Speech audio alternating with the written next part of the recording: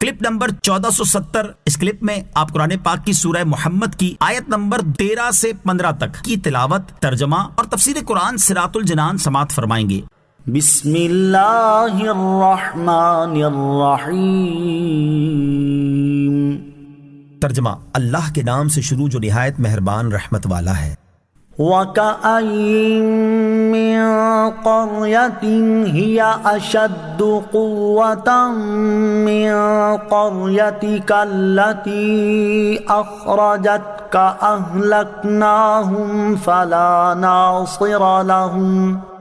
ترجمہ، اور کتنے ایسے شہر ہیں جو تمہارے اس شہر سے زیادہ قوت والے تھے، جس نے تمہیں باہر نکال دیا، ہم نے انہیں ہلاک کر دیا تو ان کے لیے کوئی مددگار نہیں۔ وَكَأَيِّن مِّن قَرْيَةٍ هِيَ أَشَدُّ قُوَّةً مِّن قَرْيَتِكَ،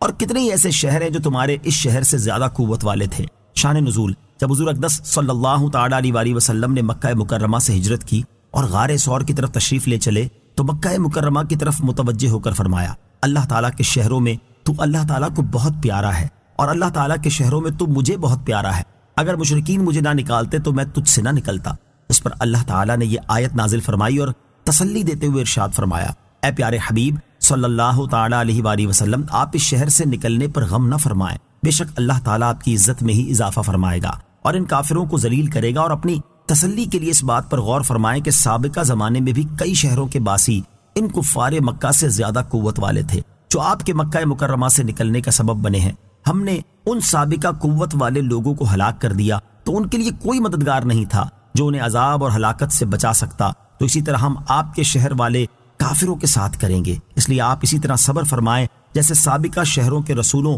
علیہم الصلاۃ والسلام نے صبر فرمایا۔ أَفَمَن كَانَ عَلَى بَيِّنَةٍ مِّن رَّبِّهِ كَمَن زُيِّنَ لَهُ سُوءُ عَمَلِهِ وَاتَّبَعُوا أَهْوَاءَهُمْ۔ ترجمہ، تو جو شخص اپنے رب کی طرف سے روشن دلیل پر ہو، کیا وہ اس جیسا ہوگا جس کے برے عمل اس کے لیے خوبصورت بنا دیے گئے اور وہ اپنی خواہشوں کے پیچھے چلے؟ افمن كان على بينة من ربه، تو کیا جو شخص اپنے رب کی طرف سے روشن دلیل پر ہو؟ یہاں سے دوبارہ مومنوں اور کافروں کے احوال بیان کر کے ان میں فرق واضح کیا جا رہا ہے۔ چنانچہ اس آیت کا خلاصہ یہ ہے کہ اپنے رب عز و جل کی طرف سے روشن دلیل پر ہونے والے شخص سے مراد مومن ہے، کیونکہ وہ اپنی مثل بنا کر دکھانے سے عاجز کر دینے والے قرآن مجید اور نبی کریم صلی اللہ تعالی علیہ وآلہ وسلم کے معجزات کی مضبوط دلیل پر کامل یقین اور سچا جزم رکھتا ہے۔ تو جو شخص اپنے رب عز و جل کی طرف سے روشن دلیل پر ہو، کیا وہ اس کافر مشرک جیسا ہوگا جس کے برے عمل اس کے لیے خوبصورت بنا دیے گئے اور وہ اپنی خواہشوں کے پیچھے چلنے لگا اور اس نے کفر و بت پرستی اختیار کی؟ ہرگز وہ مومن اور یہ کافر ایک سے نہیں ہو سکتے، اور ان دونوں میں کچھ بھی نسبت نہیں ہے۔ مثل الجنة التي وعد المتقون فيها أنهار من ماء غير آسن وأنهار من لبن لم يتغير طعمه وأنهار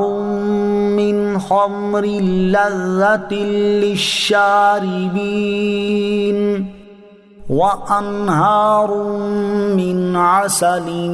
مصفى ولهم فيها من كل الثمرات ومغفرة من ربهم كمن هو خالد في النار وسقوا ماء حميما فقطع أمعاءهم۔ ترجمہ، اس جنت کا حال جس کا پرہیزگاروں سے وعدہ کیا گیا ہے یہ ہے کہ اس میں خراب نہ ہونے والے پانی کی نہریں ہیں، اور ایسے دودھ کی نہریں ہیں جس کا مزہ نہ بدلے، اور ایسی شراب کی نہریں ہیں جو پینے والوں کے لیے سراسر لذت ہے، اور صاف شفاف شہد کی نہریں ہیں، اور ان کے لیے اس میں ہر قسم کے پھل اور ان کے رب کی طرف سے مغفرت ہے۔ کیا یہ جنتی اس کے برابر ہو سکتا ہے جو ہمیشہ آگ میں رہنے والا ہے اور انہیں کھولتا پانی پلایا جائے گا تو وہ ان کی آنتوں کے ٹکڑے ٹکڑے کر دے گا۔ مثل الجنة التي وعد المتقون،